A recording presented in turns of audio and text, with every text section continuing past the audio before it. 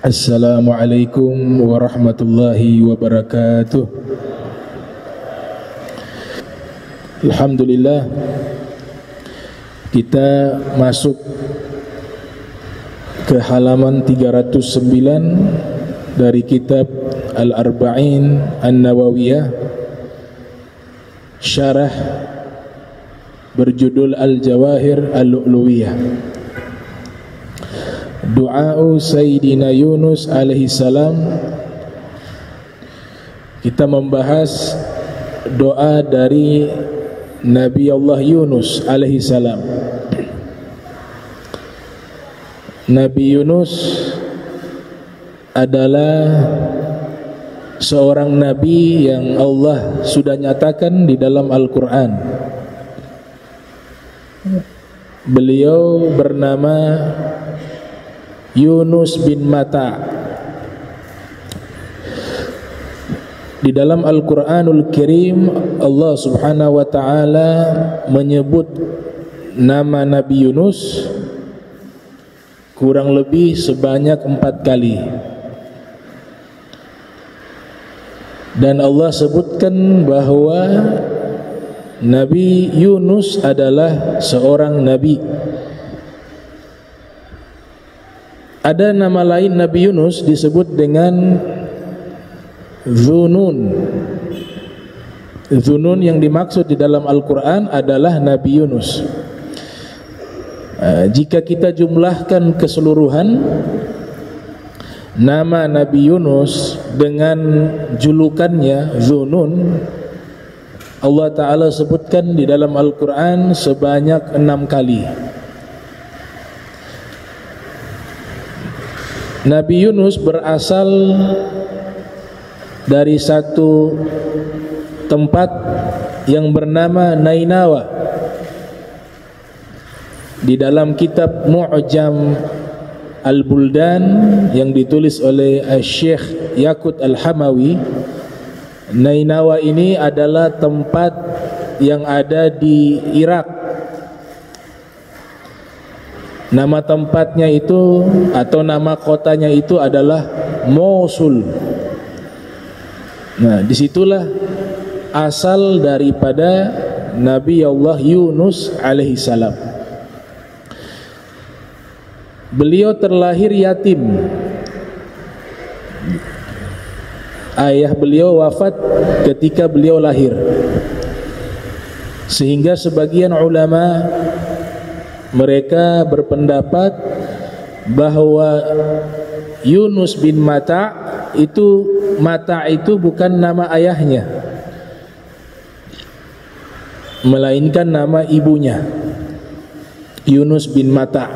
Ada sebagian muarrikhun berpendapat demikian, karena yang merawat beliau dari kecil, dan beliau Nabi Yunus belum pernah melihat ayahnya, maka nisbat kepada ibundanya Mata. Sehingga kita bisa simpulkan bahwa ada 2 orang nabi yang nisbat binnya itu kepada ibu, bukan kepada ayah. Yang pertama Nabi Yunus bin Mata. Yang kedua adalah Nabi Isa Ibnu Maryam. Beliau termasuk seorang nabi yang diangkat menjadi rasul dan diperintahkan berdakwah di usia sangat muda. Kalau Nabi kita Muhammad sallallahu alaihi wasallam, sebagaimana yang dijelaskan oleh para ahli sejarah di bidang as-sirah an-nabawiyah, Nabi diangkat menjadi rasul dan diperintahkan untuk berdakwah di saat usia beliau 40 tahun. Ya ayyuhar rasul balligh ma unzila ilaika mir rabbik. Wahai rasul, sampaikanlah dakwah dari penciptamu. Ya ayyuhar rasul balligh ma unzila ilaika mir rabbik, yang diturunkan kepadamu dari penciptamu. Nabi Muhammad sallallahu alaihi wasallam usia 40 tahun diperintahkan dan diwajibkan untuk menyampaikan risalah. Adapun Nabi Yunus diperintahkan untuk menyampaikan dakwah risalah Rabbaniyah di usia 30 tahun. Sebagian ulama menyatakan di usia 33 tahun. Sehingga di usia yang muda kadangkalanya emosinya berbeda dengan orang yang lebih matang usianya, lebih mudah marah. Jadi beliau berdakwah kepada kaumnya juga cukup panjang, puluhan tahun. Tapi kaumnya ini dalam keadaan menyembah berhala. Sebelum beliau lahir memang bangsa-bangsa atau kaum yang tinggal di Nainawa, di Mosul, di Irak, Ubadul Wathan. Mereka termasuk para penyembah berhala, Ubadul Wathan. Diajak tidak berubah-ubah, mereka tetap menyembah berhala. Maka Allah Ta'ala sifati Nabi Yunus emosi kepada kaumnya. Wa dhanun idh dhahaba mughadiba. Dalam Al-Quran, Nabi Yunus pergi meninggalkan kaumnya dalam keadaan marah, mughadiba. Kami baca di salah satu kitab tafsir berjudul Rawa'i'ul Bayan fi Tafsiri Ayatil Ahkam, yang ditulis oleh Dr. Syekh Ali As-Sobuni. Beliau jelaskan dalam tafsir tersebut kenapa Nabi Yunus marah meninggalkan kaumnya, karena masih muda sehingga mudah marah, menyampaikan kebaikan dengan waktu yang cukup lama tapi tidak diterima. Maka Nabi Yunus pun mughadiba, marah. Di sini bukan berarti marahnya adalah marah yang buruk, tidak.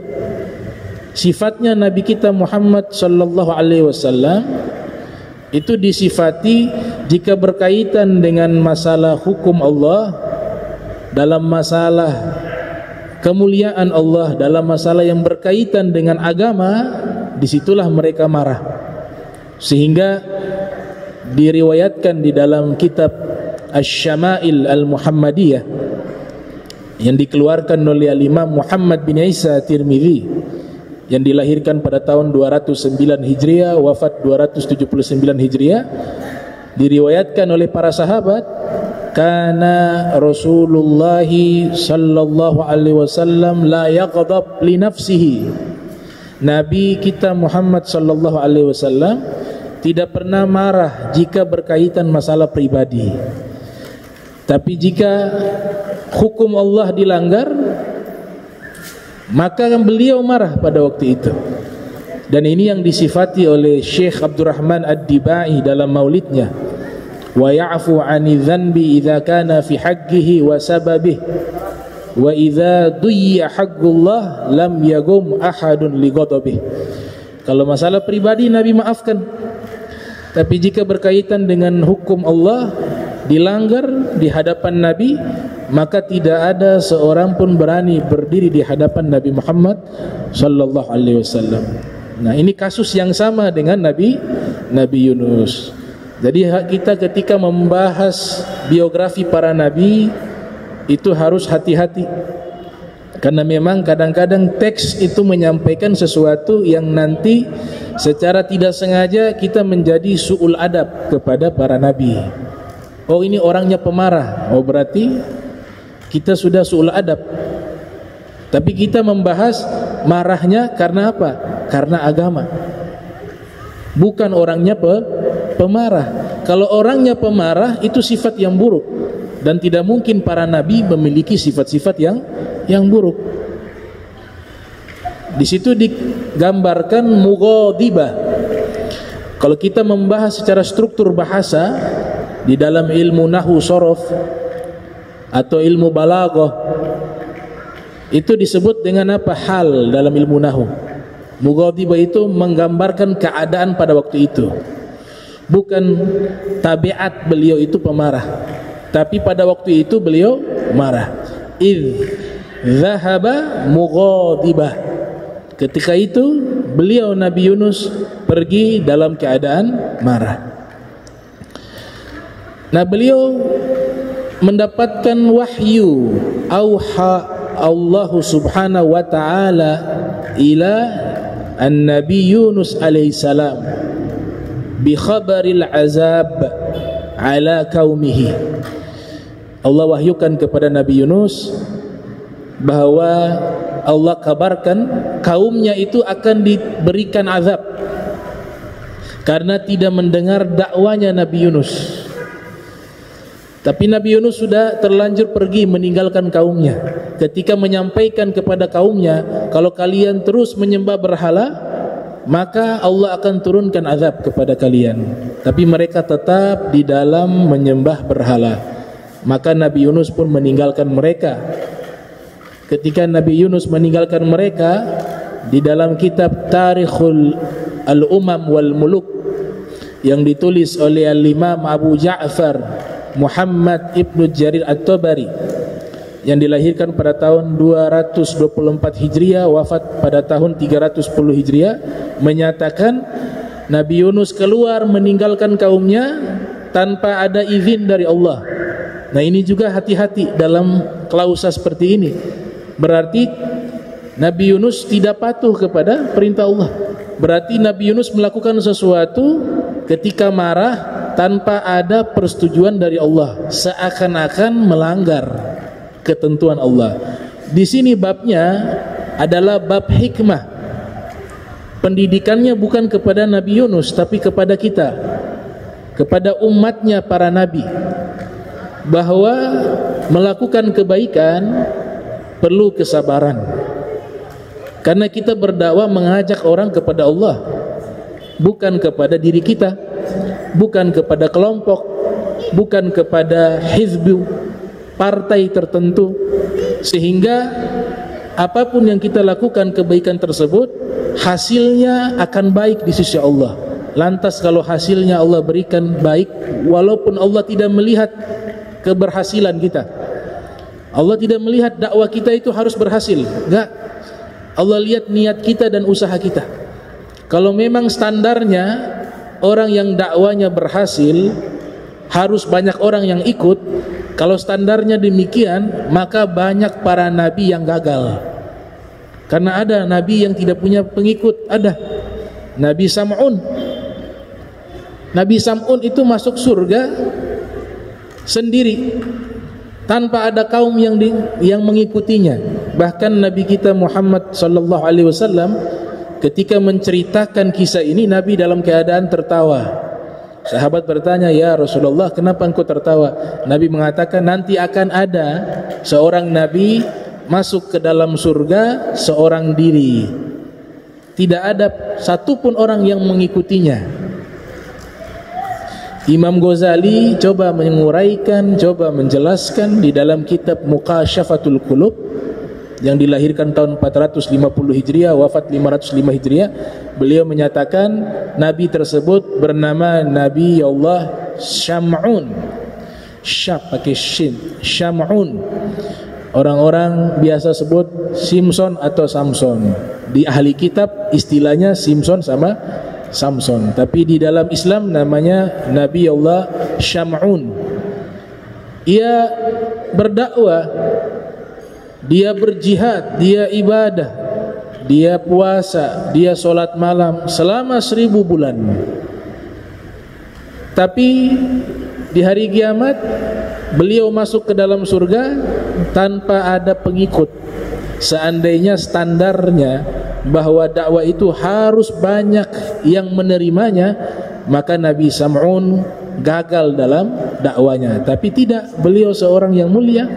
Karena Allah melihat apa? Dia sudah berusaha. Yahdillah may yasha wa yudlil may yasha. Petunjuk itu hak prerogatifnya Allah. Para nabi menyampaikan, para dai menyampaikan, mereka bisa menerima itu yang mengatur adalah Allah, karena hatinya makhluk itu adalah dalam kekuasaannya Allah. Ya muqallibal qulub tsabbit qalbi ala dinik. Wahai zat yang membolak-balikan hati, zat yang membolak-balikan hati adalah Allah subhanahu wa ta'ala. Jadi jangan berkecil hati kalau dakwah, mengajar sedikit orang, banyak orang, tidak ada orang, minimal ada satu lah. Kalau tidak ada orang, bicara sendiri kan dibilang orang gila. Masa saya ngajar gak ada orang? Tapi hakikatnya ada makhluk lain, yaitu malaikat. Minimal satu orang. Makanya sholat jamaah itu dapat pahala sholat berjamaah paling sedikit berapa? 2 orang. Ada imam, ada makmum. Kalau makmumnya tidak ada, mau dapat sholat jamaah, ada yang akal-akalan juga. Oh, saya niat jadi imam, makmumnya jin. Kata Syekh Nawawi Al-Bantani, kalau jinnya tidak kelihatan, walaupun dia niat imam dan ingin sholat berjamaah dengan bangsa jin, maka pahala berjamaah tidak dapat. Kenapa demikian?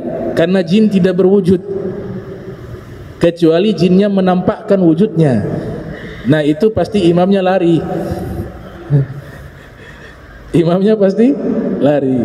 Seandainya menampakkan wujudnya ada dan imamnya sholat berjamaah dengan jin yang sudah berwujud, maka Syekh Nawawi Al-Bantani mengatakan dia dapat pahala sholat berjamaah. Nah, Nabi Yunus meninggalkan kaumnya. Di sini Allah sebutkan Dzanun idz dzahaba mughadibah. Ketika itu Nabi Yunus pergi meninggalkan kaumnya dalam keadaan marah. Ternyata ketika beliau pergi meninggalkan kaumnya, kaumnya ini menyaksikan azab Allah itu benar-benar akan terjadi. Mereka melihat langit sudah hitam pekat, padahal waktu itu bukan waktu malam. Dan mulai ada angin-angin yang sangat dahsyat, asif, angin topan. Mereka ketakutan dan mereka percaya bahwa apa yang disampaikan Nabi Yunus tentang akan tibanya azab dari Tuhan, itu mereka percaya. Semuanya lari keluar meninggalkan perkampungan mereka menuju ke satu tempat. Di dalam kitab Al-Bidayah wa Nihayah disebutkan oleh Al-Hafiz Ibnu Katsir yang dilahirkan tahun 700 Hijriah, wafat 774 Hijriah. Ibnu Katsir meriwayatkan mereka lari di satu bukit. Di situ mereka bertobat kepada Allah. Bertobat kepada Allah. Dan sifatnya Allah itu sangat pemaaf. Siapapun yang bertobat pasti Allah terima. Ini sifat Allah, bukan sifat yang baru, tapi sifat rahmatnya Allah kepada seluruh makhluknya, mulai dari Nabi Adam sampai manusia terakhir nantinya. Makanya syarat tobat itu ada 6. 6 ini adalah syarat tobat. Kurang daripada 6 ini atau sudah sempurna 6 syarat ini, maka tobat tidak diterima oleh Allah subhanahu wa ta'ala. Yang pertama, an-nadamah. Kalau mau bertobat harus menyesal. An-nadamah taubah, kata Nabi. Penyesalan dari perbuatan dosa adalah satu bentuk taubat kepada Allah subhanahu wa ta'ala. Yang kedua, an yuqli'a anil ma'siyati. Perbuatan dosa itu dia sudah tinggalkan. Yang ketiga, an ya'zima an la ya'uda ilaiha. Tidak ada niat lagi mengulangi dosa yang sama. Ada niat yang kuat dalam hatinya, tidak akan mengulangi dosa tersebut. Ditambah oleh ulama, kalau berkaitan dengan manusia, minta maaf atau mengambil haknya dikembalikan dan seterusnya. Syarat yang berikutnya, ya ini sudah 4 kalau kita gabungkan dengan hak manusia. Syarat yang kelima, itu ruh kita belum sampai tenggorokan. Kalau ruh kita sudah sampai tenggorokan, sudah mendekati kematian, kemudian bertobat, nafasnya mungkin sisa 1 nafas lagi, sudah sampai tenggorokan, itu Allah tidak terima taubatnya. Sebagaimana hadis Nabi kita Muhammad sallallahu alaihi wasallam yang diriwayatkan oleh Imam Tirmizi di dalam sunannya, Nabi bersabda, innallaha la yaqbalu taubatal abdi ma lam yughargir. Sesungguhnya Allah subhanahu wa ta'ala tidak menerima tobat seorang hamba jika ruhnya sudah sampai di tenggorokan. Nah, syarat berikutnya yang keenam, itu matahari belum terbit dari barat. Matahari terbit dari timur. Selama matahari terbit dari timur, selama itu juga pintu tobat maftuh, dibuka oleh Allah. Tapi nanti akan terjadi di hari kiamat, itu matahari terbitnya bukan dari timur tapi dari barat. Ketika matahari terbit dari barat, hadza babu taubah mughallaq, pintu taubat dikunci oleh Allah Subhanahu wa taala. Jadi itu beberapa syarat taubat. Kalau ada haknya manusia, syaratnya jadi 6. Kalau dosanya hanya berkaitan dengan kewajiban kita kepada Allah atau pelanggaran hukum Allah, syaratnya hanya 5. Jadi kaumnya Nabi Yunus bertobat, Allah terima tobatnya. Namun Nabi Yunus sudah terlanjur meninggalkan kaumnya. Dia ingin pergi di satu tempat, naik ke satu kapal. Allah wahyukan kepada Nabi Yunus bahwa kaumnya sudah bertobat. Nabi Yunus sudah terlanjur, sudah naik kapal. Riwayat kedua mengatakan Allah belum kabarkan kepada Nabi Yunus. Naiklah di satu kapal, kapal ini berlayar sampai di tengah lautan, di tengah malam, gelap gulita, di tengah lautan yang sangat dalam. Itu kapal mulai terombang-ambing oleh ombak yang begitu dahsyat. Karena muatan begitu banyak, dikhawatirkan akan menenggelamkan kapal, maka dibuanglah barang-barang muatan yang ada di kapal. Ternyata memang Allah takdirkan kapal tersebut masih belum bisa selamat, masih dalam potensi akan tenggelam, kecuali ada orang yang satu orang dilempar atau dibuang dari kapal, maka kapal itu akan selamat. Terjadilah musyawarah di dalam kapal. Bagaimana kita harus mengorbankan siapa yang harus kita buang ke lautan? Maka mereka sepakat membuat semacam undian. Kita buat undian saja. Siapa yang namanya keluar, maka orang itulah yang kita akan buang ke lautan. Diundi. Didata semua nama dari penumpang kapal tersebut. Setelah nama semua didata, dibuatlah semacam undian. Diaduk itu nama-nama di dalam satu tempat, kemudian keluarlah satu nama. Dibaca, ternyata nama Nabi Yunus yang keluar. Nabi Yunus sudah punya firasat, kayaknya saya yang akan dibuang ke lautan. Mereka kenal Nabi Yunus ternyata. Oh, ini orang baik. Jangan, kita coba lagi dah untuk kedua kalinya. Ini orang baik nih. Itu. Jadi mereka masih mengingat bahwa Nabi Yunus adalah orang yang baik. Amal soleh menyelamatkan Nabi Yunus pada waktu itu di undian yang pertama. Akhirnya mereka mengatakan, coba kita undi lagi yang berikutnya. Ya. Kalau orangnya kejahatan sudah dibuang tadi. Iya, tapi orangnya baik, mereka mengatakan coba lagi dah kedua kali, mungkin ada nama yang lain.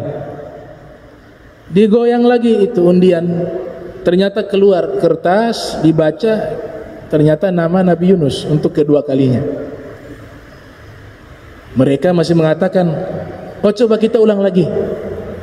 Jangan ini, kalau Nabi Yunus jangan kita buang, coba mungkin ya orang lain lagi, kita goyang lagi yang ketiga. Diaduk lagi yang ketiga, ternyata nama Nabi Yunus juga yang keluar untuk ketiga kalinya. Maka Nabi Yunus tanpa banyak berbicara, beliau sendiri yang loncat ke lautan. Karena nanti tidak selesai-selesai itu, akan mereka musyawarah lagi, oh cari orang lain lagi. Nabi Yunus inisiatif sendiri loncat ke lautan. Allah sudah wahyukan, auhallahu subhanahu wa ta'ala ila Hud. Allah wahyukan kepada satu ikan namanya di dalam Al-Quran Hud. Ikan namanya Al-Hud, ikan raksasa. Ikan raksasa. Loncat Nabi Yunus, Allah sudah wahyukan kepada ikan raksasa itu, jangan kau menghancurkan tulangnya, dagingnya, dan jangan kau sakiti kepada Nabi Yunus. Allah sudah wahyukan kepada ikan tersebut. Karena kalau hukum kausalitas, kalau masuk ke dalam perut ikan pasti meninggal dunia, atau akan dikunyah oleh ikan tersebut, digigit. Tapi Allah sudah wahyukan tidak boleh kau gigit, tidak boleh kau mengunyahnya, tidak boleh kau hancurkan tulangnya. Engkau saya jadikan masjid bagi Yunus. Itu di dalam tarikh Al-Umam Al-Muluk dikatakan dijadikan tempat ibadah di dalam perut Hud tersebut. Masuklah Nabi Yunus ke dalam perut ikan Al-Hud. Sudah masuk ke dalam perut ikan, di dalam gelap gulita. Keadaan di luar gelapnya malam. Kemudian ditambah gelap di dalam perut ikan. Ditambah lagi 3 kegelapan. Thalatha zulumat. 3 kegelapan. Gelapnya dasar lautan. Ikan itu masuk ke dasar yang paling dalam. Masuk ke dasar yang paling dalam. Pada akhirnya, nah di sini baru kita nyambung ke kitab.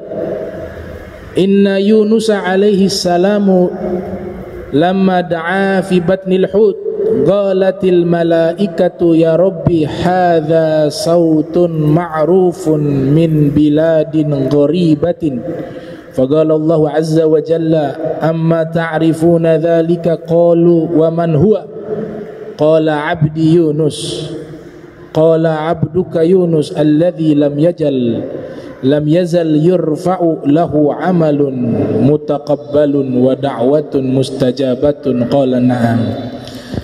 Ikan masuk ke dasar lautan. Sampai di dasar lautan Nabi Yunus mendengar suara-suara zikir di dalam lautan. Suara-suara zikir di dalam lautan. Terbesit dalam hati Nabi Yunus, suara apa ini? Kok saya mendengar ada suara zikir di dasar lautan? Allah wahyukan kepada Nabi Yunus, itu adalah suara zikir makhluk-makhluk yang ada di dasar laut yang paling dalam. Seluruh makhluk berzikir kepada Allah. Yusabbihu lillahi ma fis samawati wal ard wa ma fil ard. Senantiasa berzikir, bertasbih kepada Allah seluruh makhluk yang ada di langit maupun di bumi. Maka pada saat itu Nabi Yunus ikut berzikir. Dan Nabi Yunus membaca satu doa yang sangat masyhur di dalam Al-Quran. Di sini dikatakan Inna Yunus alaihissalam lamma da'a fi batnil hud. Ketika itu Nabi Yunus berdoa di dalam perut ikan paus atau ikan raksasa. Berzikir Nabi Yunus. Malaikat di langit mendengar suara zikir tersebut. Suara zikir ini tidak asing, karena memang ketika Nabi Yunus hidup, beliau habiskan dengan zikir. Disenangi oleh seluruh makhluk Nabi Yunus. Makanya arti dari Yunus adalah Yu'nas. Arti dari nama Nabi Yunus adalah Yu'nas, manusia yang disenangi oleh seluruh makhluk, termasuk malaikat. Namun suara ini tidak asing bagi malaikat. Malaikat berkata, "Qalatil malaikatu ya Rabbi hadza sautun ma'rufun." Ya Allah, ini suara zikir, suara yang tidak asing bagi kami. Kami sering mendengar suara zikir ini. Akan tetapi suara zikir ini dia berada di tempat yang kami tidak dapati, tempat yang sangat asing. Jadi malaikat saja hilang sinyal, tidak masuk di radar, hanya suara saja. Berarti ini lautan dalamnya sangat luar biasa. Sampai malaikat hanya dapat sinyal suara, ibarat radar, dia gak masuk di layar, cuma hanya suara. Kalau malaikat saja hilang sinyal, bagaimana alat-alat canggih manusia?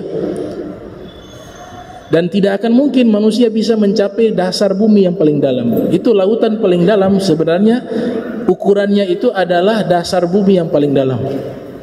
Dan di dalam Al-Quran sudah Allah nyatakan bahwa segenap bangsa manusia dan jin tidak akan mampu menembus langit dan bumi illa bisultan. Ada kata illa, terkecuali bisultan. Di dalam tafsir, sultan ini diartikan oleh Al-Imam Fakhruddin Ar-Razi dalam tafsirnya Mafatihul Ghaib, menyatakan sultan ay bima'na kudratullah atau kuwatullah. Sultan artinya kekuasaan Allah, kekuatannya Allah. Kalau sudah berbicara kekuasaannya Allah dan kekuatannya Allah, maka makhluk tersebut bisa mencapai tempat yang paling terdalam di bumi ini dan tempat yang paling tertinggi di langit ini.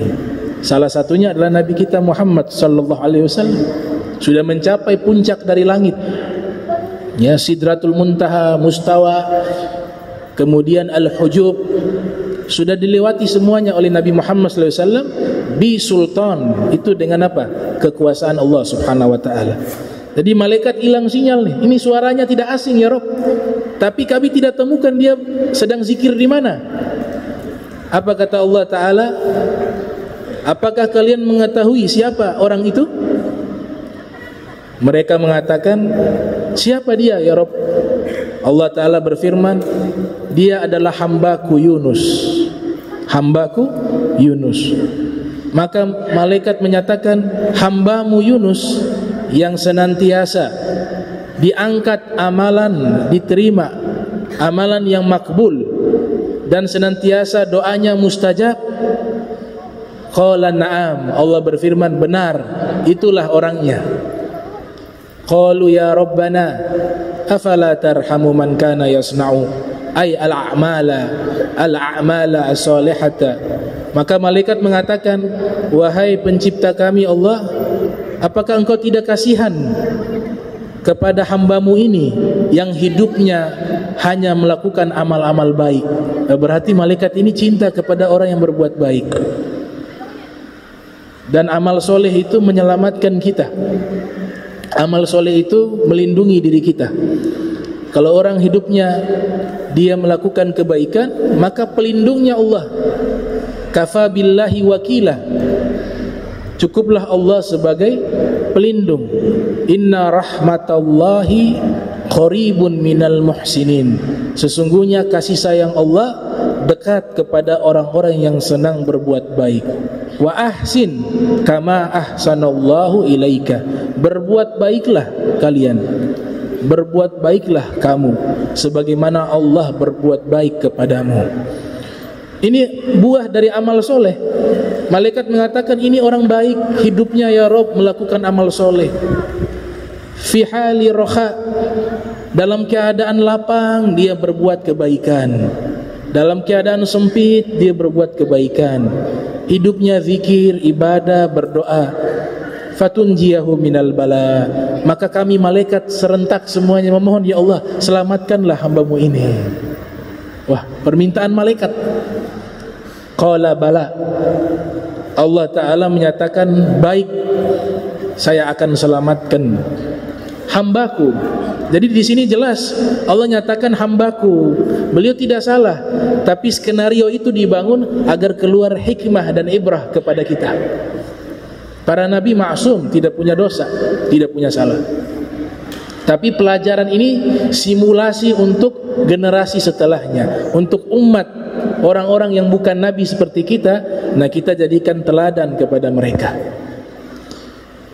Fa amara Allah azza wa jal al-huta fatarahahu, maka Allah perintahkan ikan raksasa tersebut memuntahkan Nabi Yunus alaihissalam. Terjadi beberapa pendapat berapa lama Nabi Yunus di dalam perut ikan? Sebagian ulama mengatakan, Imam Qatadah namanya, Al-Imam Qatadah menyatakan Nabi Yunus di dalam perut ikan raksasa tersebut thalathata ayyam, selama 3 hari. Pendapat kedua, Al-Imam Ja'far As-Shadiq Ibn Muhammad Al-Bagir, beliau mengatakan Nabi Allah Yunus di dalam perut ikan tersebut selama 7 ayyam, 7 hari. Kemudian Abu Malik mengatakan Nabi Yunus di dalam perut ikan tersebut selama 40 yauman, 40 hari. Kemudian pendapat dari Asy-Sya'bi, seorang tabi'in, bahwa Nabi Yunus di dalam perut ikan itu tidak sampai 1 hari, ditelan di waktu duha, dimuntahkan di waktu sore. Ini beberapa pendapat ulama berapa lama beliau di dalam perut ikan tersebut.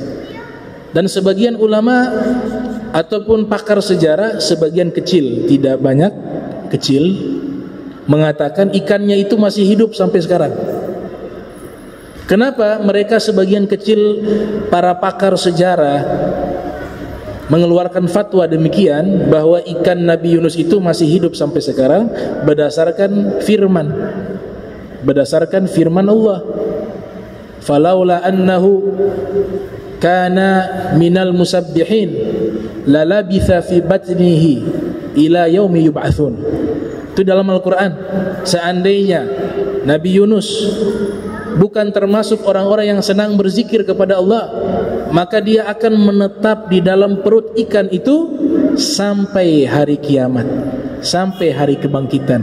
Nah, sebagian kecil ulama memahami berarti ikannya masih hidup, karena Allah nyatakan kalau Nabi Yunus bukan ahli zikir, maka dia akan berada di dalam perut ikan sampai hari kebangkitan, ila yaumi yub'atsun. Namun sebagian besar ulama mengatakan ikannya juga sudah punah. Di dalam ilmu zoologi, Syekh Kamaluddin Ad-Damiri menulis kitab Hayatul Haywanil Kubra mengatakan bahwa ikannya Nabi Yunus termasuk ikan purbakala yang tidak ada di zaman sekarang. Ikan paus masih kalah besar, dia lebih besar dari ikan paus. Ikan paus itu bahasa Arab adalah anbarun, anbar. Dia punya muntahan jadi minyak wangi, jadi parfum yang sangat mahal. Muntahan ikan paus tersebut. Walhasil Nabi Yunus ketika dimuntahkan oleh ikan tersebut di satu pantai, pinggir pantai, di situ disebutkan sakim, beliau sakit. Nah, ini pemahaman sakitnya para nabi, jangan diterjemahkan sakitnya seperti kita. Sehingga ada kisah dan sudah diteliti oleh ulama seperti As-Sayyid Abdullah bin Muhammad bin Siddiq Al-Ghumari. Saya punya kitabnya 19 jilid, kitab tentang ensiklopedia keilmuan daripada Sayyid Abdullah bin Muhammad bin Siddiq Al-Ghumari, 19 jilid. Semua fan ilmu di situ dibahas. Nah, beliau sudah buat penelitian. Jika ada cerita-cerita tentang para nabi, kemudian dikisahkan nabi-nabi tersebut mengalami penyakit yang menjijikkan, penyakit yang tidak layak dinisbatkan kepada para nabi, maka ketahuilah riwayat-riwayat tersebut berasal daripada riwayat-riwayat Israiliyat yang wajib ditolak. Israiliyat adalah riwayat-riwayat ahli kitab. Contoh Nabi Ayub diceritakan di dalam beberapa buku, saking parahnya penyakitnya itu dagingnya di tubuhnya itu keluar ulat. Nah, ini merusak kehormatan para nabi. Mereka bisa sakit, dalam Aqidatul Awam disebutkan demam, pilek, tapi penyakit-penyakit yang tidak menjatuhkan kehormatan mereka. Termasuk Nabi Yunus disebutkan sakim, ketika dimuntahkan oleh ikan dalam keadaan sakim, sakit. Makna sakit di sini dalam keadaan lemah karena dalam perut. Allah tumbuhkan satu pohon di hadapannya. Fa'anbatallahu subhanahu wa ta'ala syajaratan. Maka Allah tumbuhkan satu pohon di hadapannya Nabi Yunus, pohon yaqzan, pohon labu. Sehingga Nabi kita Muhammad sallallahu alaihi wasallam, beliau termasuk orang yang sangat senang makan sayur labu. Beliau mengatakan kepada sahabat, inni uhibbud dubba'a, saya sangat senang sayur labu. Kenapa? Fa innaha syajaratu akhi Yunus, karena sayur labu ini berasal dari pohon saudaraku Nabi Yunus, kata Nabi Muhammad sallallahu alaihi wasallam. Maka beliau akhirnya makan.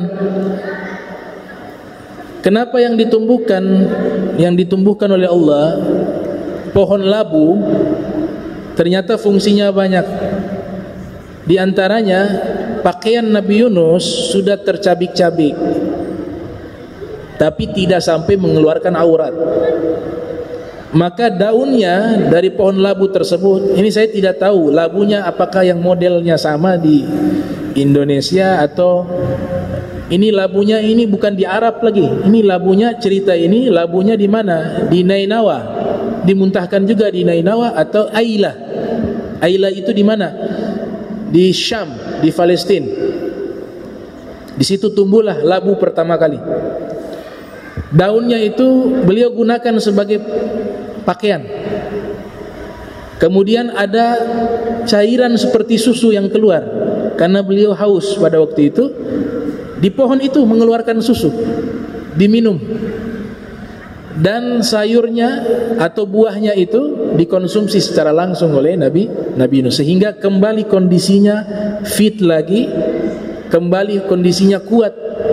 Maka beliau diperintahkan oleh Allah untuk menemui kaumnya yang beliau tinggalkan pada waktu itu. Beliau kembali. Singkat daripada kisah, sampailah kepada kaumnya hidupnya sejahtera, hidupnya penuh kenikmatan. Mereka sudah tidak lagi menyembah berhala karena mereka semua sudah bertobat. Nabi Yunus datang diperintahkan oleh Allah hanya menyampaikan pesan dari Allah, karena yang bisa berkomunikasi dengan Allah adalah para nabi. Makanya sengaja Allah utus para nabi. Nabi Yunus menyampaikan bahwa taubat kalian telah diterima oleh Allah Subhanahu wa taala. Setelah itu Nabi Yunus tinggal bersama kaumnya sampai beliau wafat. Sebagian ulama mengatakan beliau dikuburkan di Nainawa, di Mosul. Sampai sekarang ada dibuat semacam prasasti. Dibangun sebuah masjid di situ ada kuburannya Nabi Allah Yunus. Sebagian ulama mengatakan kuburannya bukan di tempat tersebut, tapi di tempat yang lain di Syam. Jadi kuburan para nabi semuanya itu terjadi perdebatan, nggak ada kesepakatan. Semuanya perdebatan. Nabi Adam kuburannya perdebatan.